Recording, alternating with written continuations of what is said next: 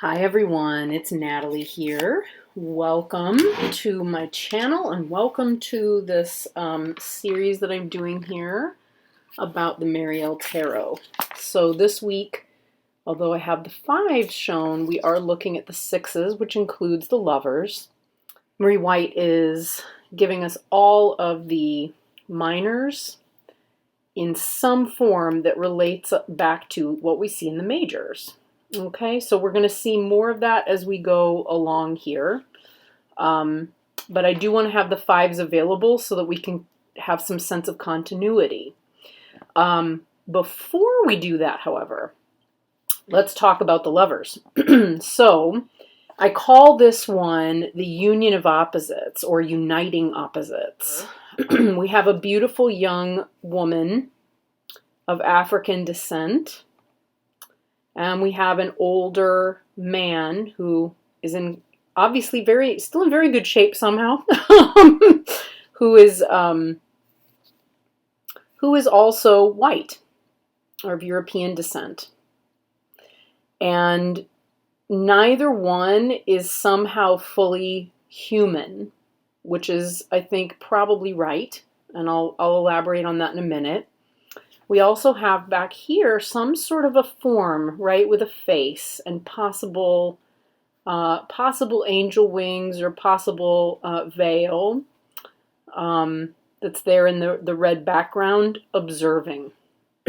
So there's a number of ways that we could look at this one. Obviously, when we look at the lovers in RWS, or I believe also in Thoth, having trouble drawing Thoth's card to mind and completion, but in those cards, we also see an angel. So I believe she is also giving us an angel and an angelic self. And what we're getting here is the union, two opposite things coming together. She's tried to make them or depict them as opposite as possible while still finding a way to entwine them and to draw attention as much to their physical union as to a union in the heart space here. So this comes back to Jung's theory of the anima and the animus, right? So whichever one is visible becomes the one that is most familiar, that becomes part of our identity or known identity. And whichever one is not known or is not present, it is generally sort of forced into shadow to some degree or other. And that's a whole other complex level of stuff. Again, I will go ahead and link Natalia from Ouroboros. I'll link her videos that she did about shadow there, because it is very, very crucial and important as part of the sixes as well. So just as it was definitely a part of our fives and part of the conflict present in the fives, it's also it's the alchemy of the sixes, and the union in the sixes, that's present in the sixes. So when we look at these two individuals, I believe it's less necessary that we see them as actual lovers, and perhaps more important that we view them as aspects of self, which are being integrated and brought together as part of the greater self, as part of the whole self. So within each of us, there is, this has been my experience. I can really only speak from that, right? In full honesty. In my experience, there are many parts of who I am. We all, I think, experience this to some extent. So we say, well, there's a part of me that feels like this, but I know that what I really need to do is this. And we've all certainly been completely shocked in certain situations that we maybe behaved in a way that felt strange. Like, where did that come from? Why did I say or behave that way or do that thing, or, right? And it often is something that takes us by surprise. It's almost like a little bit like being possessed. Let me know if you know what I mean. Certainly this is something that I have experienced before. And as I spent more time working with a therapist very deeply and working on myself, something that became very apparent was that those moments where something else seemed to take over was not something outside of me, and it wasn't really me. It wasn't the real me. It was part of me. So in effect, there are parts of us that we know very, very well, that help us do our job, that help us relate to one another, that help us in particular situations or environments. And then there is the most true, authentic aspect of ourselves where we feel almost, heightened and like we're almost beyond, we almost transcend a lot of that. And when we operate and speak from there, I would say and it's not always an easy thing to do because, of course, these parts want to come in and chime in, right? They're always wanting to chime in and have something to say. But ultimately, what we're looking at there is what the Jungians and what they would find, I gotta slow down. Teacher part is very excited right now. Can you tell? So this is what those who study in-depth psychology or do parts work would refer to as the self. So as the real self.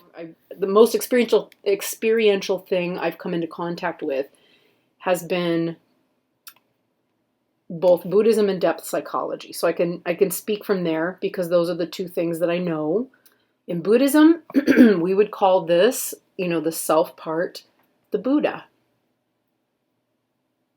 So in Buddhism, the Buddha isn't somebody that you worship, and the Buddha is not a Christ or a savior. The Buddha is the greatest aspect of self. It's the best part of who each one of us is. So we are each the Buddha, and we're tasked with understanding that deeply and profoundly and in a way that is as uninterrupted as possible for ourselves.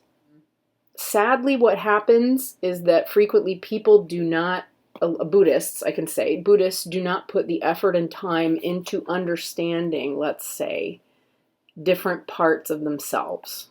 So unfortunately, what begins to happen is that those parts that contribute to the greater good and to their concepts of who we are as Buddhists are the ones that are embraced. The rest are then sort of locked into a jail, and meditation is then used, I would say wrongfully, to lock those parts in jail and push them away and hope to transcend them. My personal experience has been that this is frequently the case, and that I sort of, for lack of a better way of putting it, I sort of flunked Buddhism in Zen because I was unwilling to do that. And the majority of the people that were in positions of power were men. Men who were also in some way did not want to have this relationship within themselves. They found it threatening on some level and wanted to lock it away. So my overt femininity, which I now recognize was always very present and upfront, even if I wasn't aware of it, was in some way kind of threatening to them. Also, my ability to be emotional, to sit with very difficult emotions, to grieve, and still find this sort of still silent witness as part of that was not comfortable for them either. Now, that said, I have begun over the last year and a half, or a little more than that, almost 2 years, to work within a Tibetan tradition where this is a very natural part of the entire practice. And of course, it is a woman who's running this particular order. Yeah. So there's just some thoughts there. This may end up being a very long video. But what we have here too with this color that's red is the sort of is the passion, the intensity, the flames of emotion, of anger, of rapture, of joy, of the first chakra of embodiment, that come into play here as well. Okay, so now that we have a sense of what we're dealing with here with the Lovers, let's see if I can prop it up back here with there we go, that'll work. Let's look at what we've got here. We're going to move from our fives, right? So we ended with, in order in our series, we ended with the 5 of discs. And keeping in mind that our 5 of discs is covered in snakes, which if those were really snakes would be incredibly heavy, perhaps even burdensome. And we've got this tiny little itsy witsy black snake wrapped around the wrist of this individual who is looking deeply within themselves to find that Garden of Eden in a moment of struggle. Okay, so we're not at this moment integration, and a kind of alchem. I've got 6 back here, but this alchemical integration in 5 of discs is not yet happening. Buddhists would say right now he's just taking refuge. He's seeking refuge in his heart, in his space, in his inner space, in his own inner Buddha, etc. Which is a great place to take refuge when you suffer. And then that helps you get to a place where you're more balanced. The more often you do it, the more it's like, exercise that builds muscles. It becomes more and more comfortable. It becomes easier to know who that Buddha is on the inside, who that higher self, who that self being is, and to find refuge with it, to recognize that it's not separate from you or outside of you, but it's actually still within you. Yeah. So we haven't quite gotten there. Now, what happens is that as we go to the 6 of Wands, we're being asked then to take whatever it was that afflicted us all the way through the 5s, right? That created that conflict that requires healing in some fashion. And we are being asked to get to know it and to get to know it better. Okay. So if you look at the coloring, I think this is so interesting. The coloration from the 5 of discs to the 6 of Wands, there's some color that's maintained there somehow for me. But we've gone from having this darkness left outside in order to turn inwards, right? This dark snake. It has now become this enormous dragon, giant black dragon, draped around the shoulders of the Archangel Michael. And that is his sigil or his glyph on his forehead. Okay, now he's also the 6 of Wands, so there's a victoriousness here too, to what he does. But the flames that we had, and she says this in the book, she's pretty explicit about it actually. Let's see. In the first edition, that'd be page 104. First paragraph on 104, about halfway through, she says his weapon here, the flaming, let me see, I gotta pull this out. The flaming spear is like the lion from the previous 5 of Wands, burning a trail through the dark forest, making a way forward. Okay.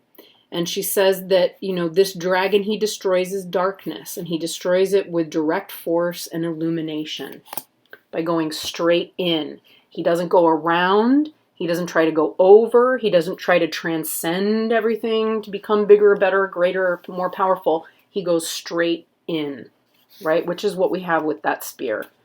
What's here, right? What's there? Who is this dragon? And notice, interestingly, the dragon is not fighting him. It's wrapped around him, but it's actually not fighting him. He's very peaceful. He's very calm because on some level, He has befriended this dragon, and it has become part of him. So whatever part of this dragon was wounding or, causing the person, any one of us pain, there is an ability to integrate, to get to know, to get to understand. And then instead of banishing, right, instead of saying, you're evil, go to hell, what Marie White is saying here, which is beautiful, I think, is no, don't destroy, don't lock away those parts of yourself. Get to know them as the allies that they are. And so the victory that we have in the Six of Wands is that through this illuminated, piercing mind, and it's interesting that, this glyph is here in the center of the forehead, the intuition. Through that illumination and the sort of looking straight into the mind, right, with that spear, there is an ability to get to know this demon or this dragon, this devil, this self part that irks, and it's beyond irking, but the self part that feels so dark, so impossible to be with, to accept, and so forth, is now integrated. It's now a part of its victorious outcome. It's no longer a matter of either or, but a matter of yes and, right? Which is beautiful. I love that. Similarly, we have a progression here, with the Six of Swords as well, and a slightly different take on it. Instead of Archangel Michael, now we have Archangel Raphael. We have angels in all of these cards. Right? Now, the last time we saw angels in these cards, we saw them as the aces, right? Or as the cherubim, and part of the tetramorph, in Ezekiel's vision, where Ezekiel sees angels or beings with the heads of a lion, an eagle or hawk, a man, and a bull. And Marielle has made them intentionally both genders. So in her mindset, an integrated being is a higher being, or vice versa. A higher being is a fully integrated, non-binary being. And so the journey is from a very natural, innocent state of that to or toward a division, or conflict, which we get in the fives, where we're away from it, we're separate from it, we're as separate from, from God or from God's self, etc., as we can possibly get in the fives. The sixes restores us. But this time, it's coming from an even higher place. So rather than these sort of very, very pure forms of angelic divinity, we instead have archangels with the six. And they're still both gendered and representative in some way of, although she has been less explicit about that in these, and actually I would say she's very explicit about it with Gabriel here in the Six of Discs. Less, Michael could be male or female, possibly, but these are definitely overall much more masculine looking archangels. They are less integrated, which I also think is interesting, given that now we're dealing with the sixes and with the idea of yes and, right? That said, she's also invoking that divine energy of these archangels in order to put us back in touch with that higher aspect of self, that higher aspect of God, and she's doing that in order to help us understand that process of reintegration and wholeness that is part of this journey of the sixes, which will then lead us toward the journey of the sevens, right? So Archangel Michael here in this one, in the Six of Wands, is just getting to know, I'm going to get rid of these fives for a minute. He's just getting to the point of befriending one self part. There's almost a continuation of this idea. See, when you look at Raphael, remember the snake? Where did he go? I just took him away. Oh, he's over here. Right. So remember this snake that keeps coming up, and there he is there. There it is here on Raphael's staff. Okay. So it's now become integrated as a tool, both that dark and light. And in this case, you know, we could say that as ourselves, right, Raphael is taking these other little self parts, these very vulnerable self parts, and shepherding them to safety. Because the self at this point has become so almighty, notice the red, and so passionate, loving, all-encompassing, beautiful, capable, that it is then able to really genuinely take care of these little parts, which may be frightened, right? As we saw, you know, when we're looking here at the Five of Cups, there's a lot of vulnerability, or even better, where did he go? Where did they go? Right? All this tiny little self part here, perhaps, this vulnerability.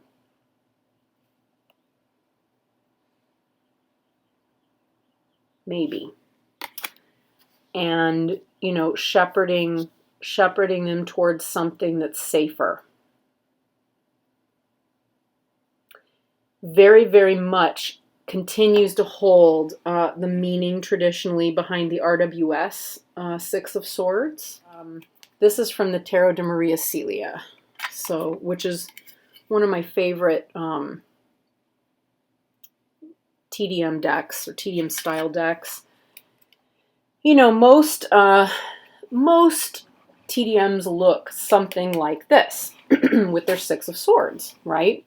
You have these, you know, it creates this sort of almost womb-like, yoni-like space with something beautiful and delicate that's held within it. And so that Six of Swords is protective.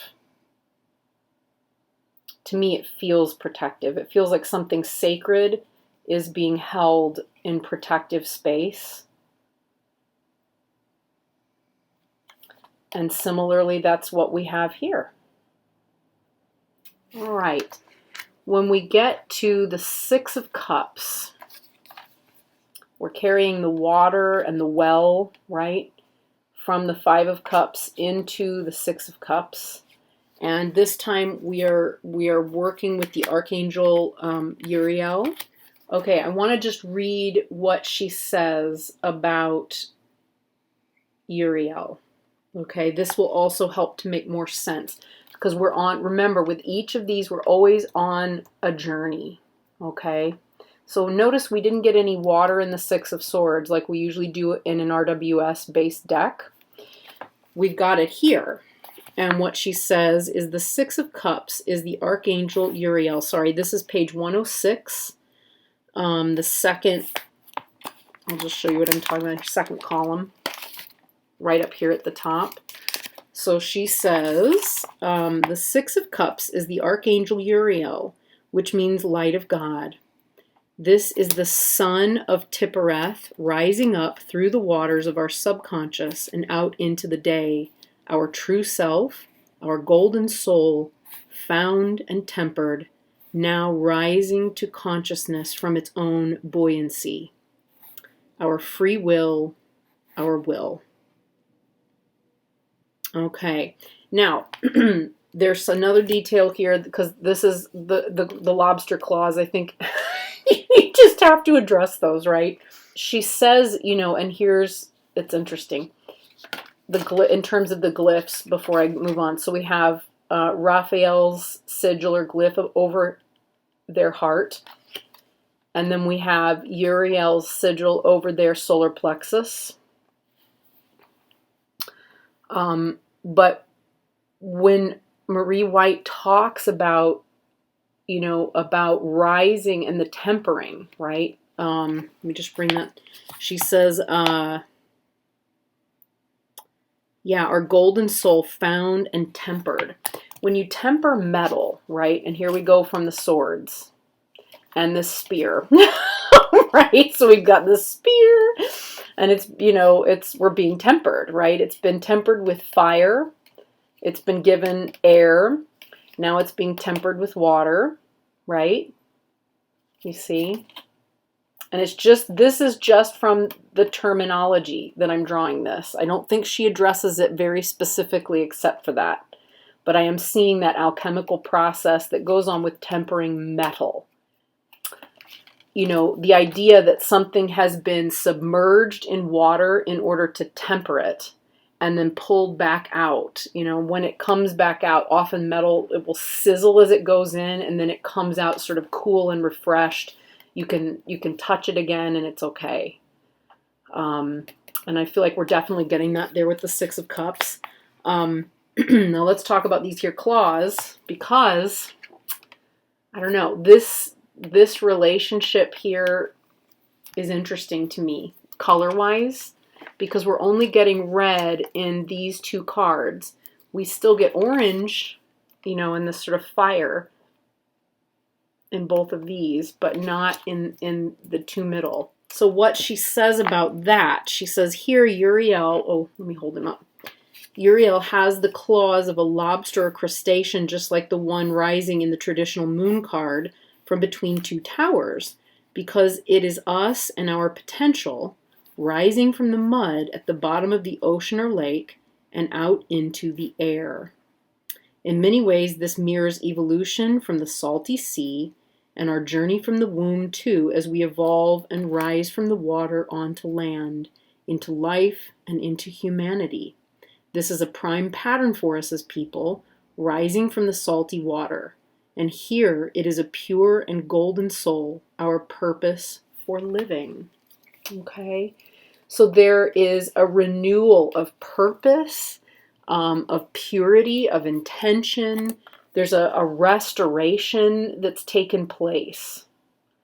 Something has been made whole, and the energy that comes out of this, like he's rising after being submerged for a long time in hibernation, back to the surface, full of possibility and potential and everything else. But what she's pointing to here ultimately is alchemy. It's the alchemy of the soul. This is the way, this is the means by which we are fractured, tempered, and made whole again through that process. And the six gives rise to a situation whereby, as we become more whole, more integrated, more balanced, we then have to make a choice, right? Which is what leads us into the 7. What do we want to do now that that has taken place? Now what? And from here we move on to Gabriel or Gabrielle. And this is the only angel that has a really interesting body shape or situation here. It's slightly reminiscent of this sort of being that we find here in this woman, who has a sort of almost, it reminds me of Star Wars, this sort of, head covering thing that's wrapping around. But here it comes from Gabriel's body and wraps back around them. Let's just see. But I feel like she's definitely paying homage. This is intended to look, it's similar. And here, instead of the red, she borrows the white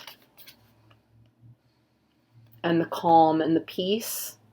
And actually the color, I don't know how well that's visible here on the camera, but the color of the tail is the same color as the tail of the woman in the Lover's card. Oh God, yeah. So there's a lot going on in the Six of Discs.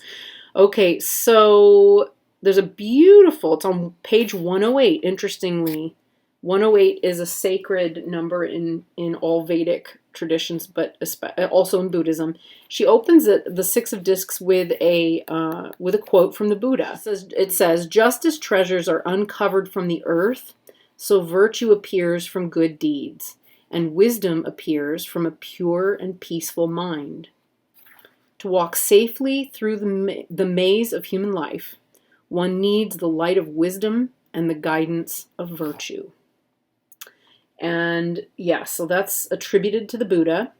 I'm not sure that I ever came across it before this, but that means very little because the canon, well, there's just so much. I could read the rest of my life and maybe not cover all of it. But Gabriel means strength of God. Gabriel is the herald of God's manifestation, his imminent incarnation in the physical form. So, this would be Gabriel is the precursor to God in physical form. So God as Christ. So yeah, and Gabriel told Mary about her pregnancy as he handed her a sprig of white lilies, a symbol of the descending dove perhaps. And he blows the trumpet that heralds the last judgment, and so forth. Gabriel's also credited with giving the Quran to Muhammad. But I think it's interesting too. So we have the lilies here. And we have this lamp with this flame coming out of it. And she does address that. Let's see, where does she? Yes, okay. Oh, yes, before we get to that, however, let's see. Gabriel is sometimes depicted as a man or a woman. Here she is both, a woman with the body of a phallic snake. So the golden flame coming out of the lamp, this is on page 109, first column, second paragraph. The golden flame coming out of the lamp is another symbol of sex between the lovers, the parts of ourselves. Rub it and make a wish, and a genie will appear. This is our genius, our higher self, our own angelness, and once out cannot be put back. Okay, so this angel acts through the harmony and marriage of opposites, sex, and integration. Strength, building, and foundation. So Gabriel, Gabriel's the deliverer of divine gifts, your purpose for living, what will be your gift to the world, yourself. So this one is very, very much about that real relationship of taking that divine integration. This is what's preparing us for the sevens. Okay, so it's taking all of that divine integration that we started at the beginning of this series of sixes, and it's saying, okay, now it has been taken through an alchemical process and tempered and rendered useful, right? That sword is sharp. It is ready for action. If we're still using, the alchemical processes behind metal, right? And metallurgy. And so if we're going to take that into the world, the Six of Discs is about looking at how we intend to make that manifest. We could say it's taking the promise of God made flesh and receiving it fully in order to then offer it back into the world. So we still have, this idea that I tend not to like very much because it is very worldly, but it is also often very appropriate, of give and take. Right? It's give and take. It's also, I've called it, as a keyword, perfect co-creation. There's a restoration of balance, 3 of this and 3 of that. They've come together. There's no more conflict. It's made manifest. It's here. It's real. It's ready to go. And now what would we like to do with it? What wish do we want to make? How do we want to release the genie? She uses a lot of in her guidebook. She uses a lot of language around sex and sexual union to talk about this bringing together of energies and the alchemy of it. But of course, when divining or doing your own personal work, sometimes it is, of course, it is that, and other times it's something else. You know, where are we finding that? Is it perfect co-creation? The ideal might be perfect co-creation, but is it?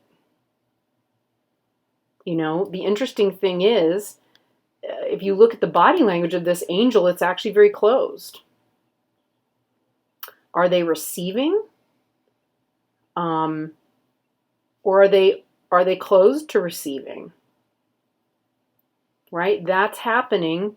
And yet, you know, the sideways look, I mean, body language person talking here, exposed throat, where we find the glyph, and the open wings are very submissive and receptive. They may also be very generous. It's also possible that they may turn and look, open their arms, and offer, you know, they may be receiving and saying thank you for these gifts. They may also be preparing to open their arms and offer them outward. You know, and the symbol of both are, you know, we have the wishes and the manifestation of wishes through an alchemical process. And we have, you know, which is, I believe she's attributing to Islam. And we have the lilies, the white lilies, which she is most certainly attributing to Christianity. Okay. So yeah, so in any way we look at it, the sixes are about an alchemical process of acceptance.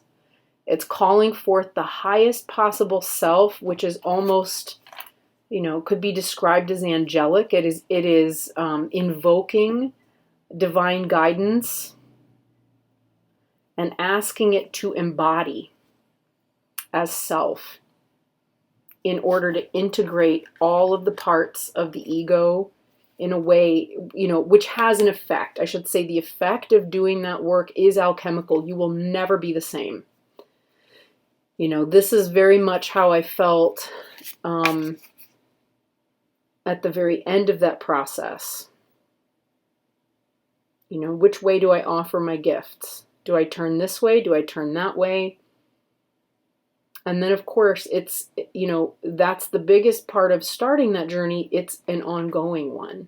And I think we see that outlined, you know, throughout the rest of the major arcana.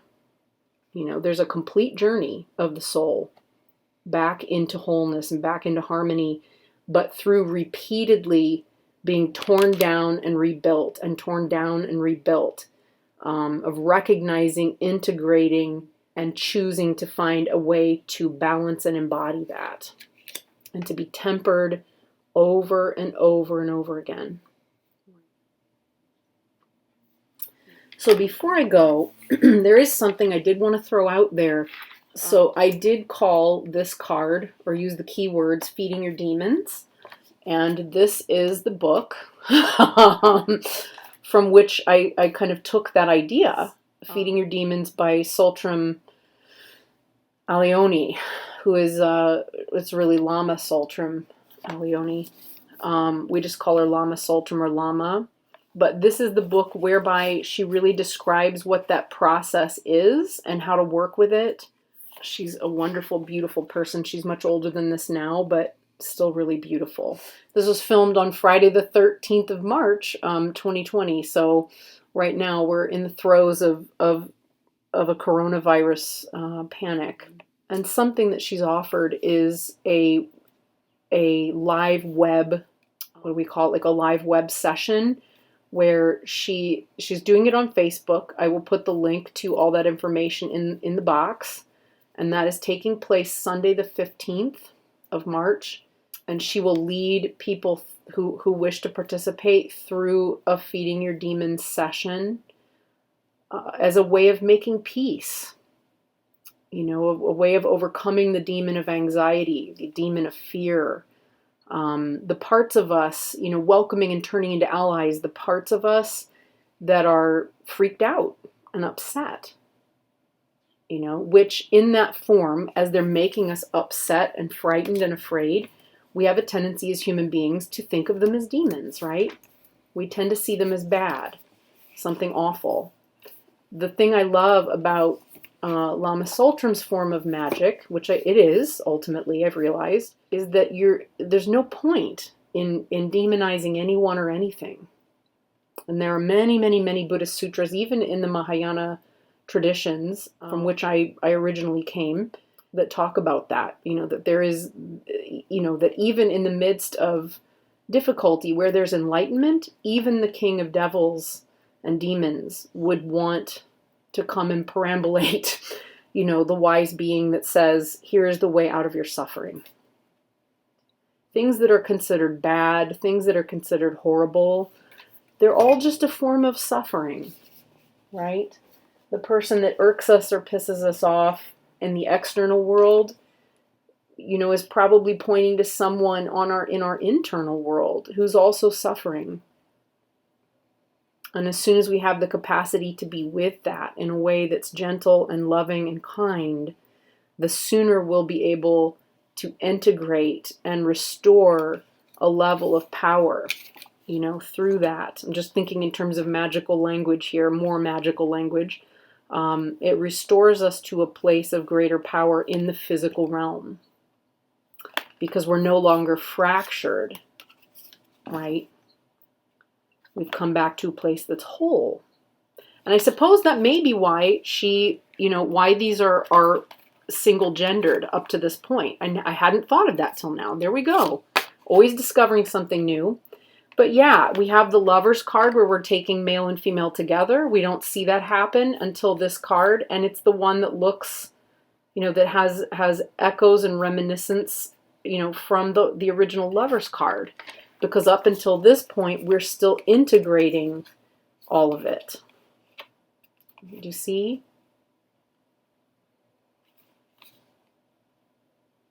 Yeah. So with that, this is probably going to be a very long one, but that's okay. I hope those of you who are into it. So I'm not going to worry about that. I've hopefully edited this down so that there's more continuity to it. And fewer pauses and ums and ers. Just say it with the right there. But yes, I'm accepting of my ums because they are part of who I am and how I communicate. So there we go. All right, everyone. I wish all of you tremendous peace and tremendous love and an ability to find acceptance with whatever it is that you're facing right now. All right, I will see you next time in the next one. Bye.